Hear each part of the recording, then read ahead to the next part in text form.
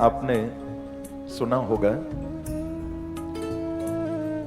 स्वामी विवेकानंद जी जब छोटे थे ना, बालक थे, तो उस समय जब सन्यास नहीं लिया था तो नाम था नरेंद्र। जब बालक थे विवेकानंद जी का नाम था नरेंद्र नाथ। और इनके गुरु हैं बंगाल के महान संत स्वामी रामकृष्ण परमहंस, परम योगी, सिद्ध संत। तो जब छोटे थे विवेकानंद तो एक दिन आकर ऐसे ही अपने गुरु स्वामी रामकृष्ण परमहंस जी को कहा कि गुरुदेव, ईश्वर कैसे मिलेगा, ईश्वर कैसे मिलेगा। रामकृष्ण परमहंस जी अपना मस्ती में थे, सेवा कर रहे थे, पूजा कर रहे थे।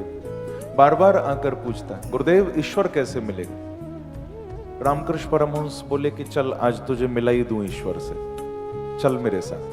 बार बार परेशान करता है, चल तुझे बताता हूं।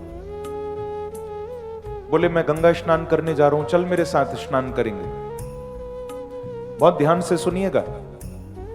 गंगा तट पर लेकर गए और गोता लगाया। बालक नरेंद्र नाथ को भी कहा कि तू भी गोता लगा। उन्होंने भी गंगा जी में गोता लगाया।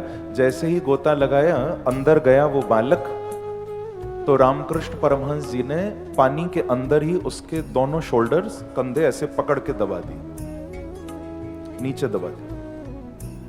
ध्यान से सुनना। अब वो बालक हाथ पैर मारने लगा, निकलने का प्रयास करने लगा, नहीं छोड़ा। जब लगा कि अब कहीं जान न चली जाए, बिल्कुल लास्ट मोमेंट पर एकदम हाथ हटाए। वो बालक छटपटाता हुआ बाहर आ गया। पहले तो गहरी सांस ली।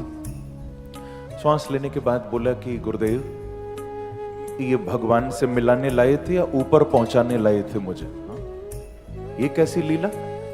अरे आप मेरे गुरु हैं, मैंने तो कहा था भगवान कैसे मिलेंगे, आप तो मुझे सीधे ऊपर ही भेज के मिलवाते क्या भगवान से? समझ नहीं आई गुरुदेव, ये क्या लीला? कहा कि बेटा ये तेरे प्रश्न का उत्तर है। कैसा उत्तर गुरुदेव, स्पष्ट करिए। तो बोले आज जैसे तूने अपने प्राणों को जब देखा कि प्राण जाने वाले हैं, तो प्राणों को बचाने के लिए तूने जो छटपटाहट दिखाई, अगर इसका 1% भी तू उसे पानी की छटपटाहट दिखा दे तो तुझे आज ही भगवान मिल जाएंगे। जितनी प्राणों को बचाने में तूने तड़प दिखाई, इसकी 1% तड़प अगर ईश्वर को पाने की हो जाए तो वो आज ही मिल जाएगा। पर तू कभी उनके लिए तड़पा नहीं। और वही बालक आगे चलकर विवेकानंद बने। बोलो सद्गुरुदेव भगवान की।